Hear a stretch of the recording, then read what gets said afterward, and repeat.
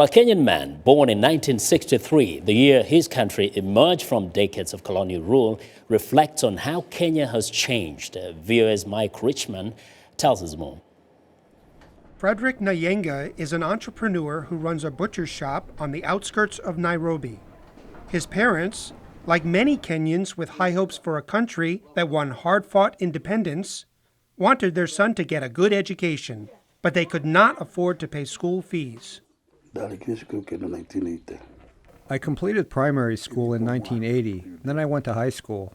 I studied for the first 2 terms, but then we couldn't afford the fees, so I was forced to quit. Living in the village in a rural area, you have to think about what else you will do.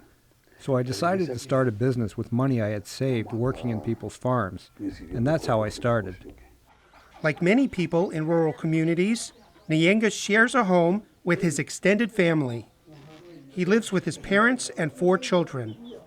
His first order of business is a trip to the livestock market to buy supplies. He does not own a car, so he uses a public transport minibus known as a matatu. Life can be hard and money is sometimes tight, but Nyenga believes Kenya has made major progress over the years. If you think back to the early 1970s, there were no paved roads or tapped water. Electricity wasn't accessible to all people, and today most people have electricity in their homes. Many of the main roads are tarmac, so the government has tried. At the market, Nyenga bargains for a fair price for a goat. He usually buys one for about $125, but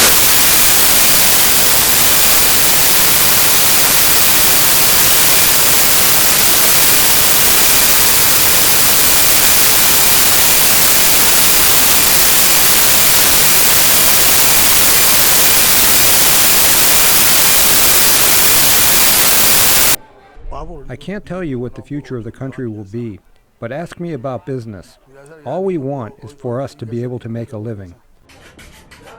Nyenga hopes that as Kenya marks 50 years of independence from colonial rule, his country will continue to grow and develop, and give his children and grandchildren a better chance for a comfortable life.